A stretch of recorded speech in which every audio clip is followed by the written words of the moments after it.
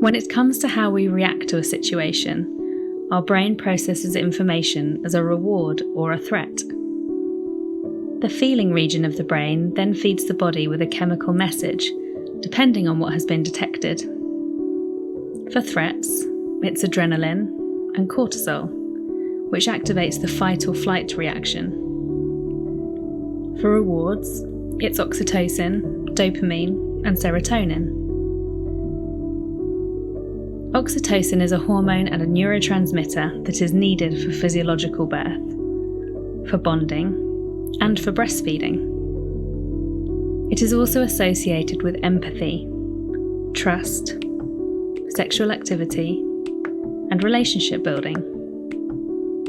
It is sometimes referred to as the love hormone because levels of oxytocin increase during hugging and orgasm.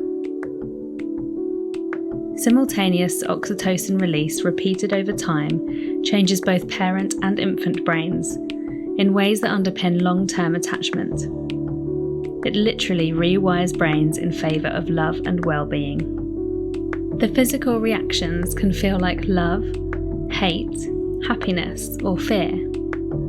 Often the feeling region kicks in before the thinking region, and we can behave irrationally. But sometimes the thinking region can kick in first, creating an emotional response. Our thoughts literally take over and activate the primitive region, which then create irrational thoughts too.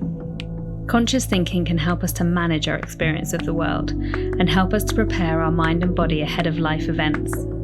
This is what we commonly know as mindfulness. To make it easy, the brain relies on our 5 senses to feed it information. So sight, smell, sound, taste, and touch. The amount of information our senses can absorb is incredible. Our eyes receive over 1 megabyte of information every second. This is the equivalent of reading an entire encyclopedia every minute. We can hear a person whispering from 10 meters away, or someone shouting from 100 meters away. In just 1 millisecond, a scent can trigger a memory from a holiday we took long ago. Our skin contains over 4 million receptors which give us important information about temperature, texture, pressure, and pain.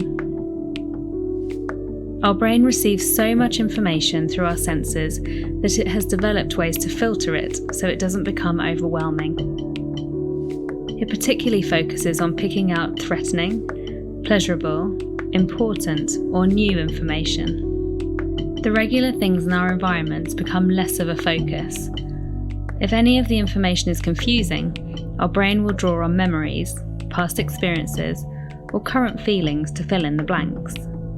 This can be helpful, but it can also mean we respond in an unnecessary way to what we are facing. The good news is the brain is adaptable like plastic, and we know this as neuroplasticity.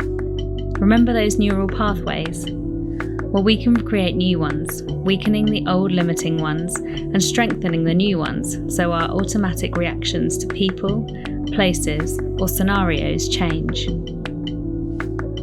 To create the new neural pathways, we need to practice the desired habit or feeling regularly to strengthen it, just like a bicep curl builds a muscle. When we think about birth, often the feeling part of the brain comes to life and it brings all kinds of mostly negative and fearful emotions.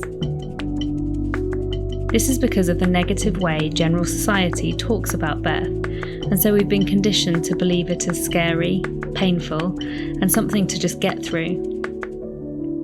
Mindful birth courses are all about reducing the fear of birth by bringing the thought region of the brain into play to learn about and understand the process of physiological and abdominal birth.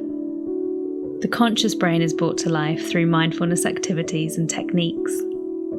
We focus on creating and reinforcing new positive neural pathways and weakening the limiting ones which we've built up over the course of many years of watching dramatised media and hearing negative comments about all kinds of births. We will support you to feel calm and confident, however birth happens.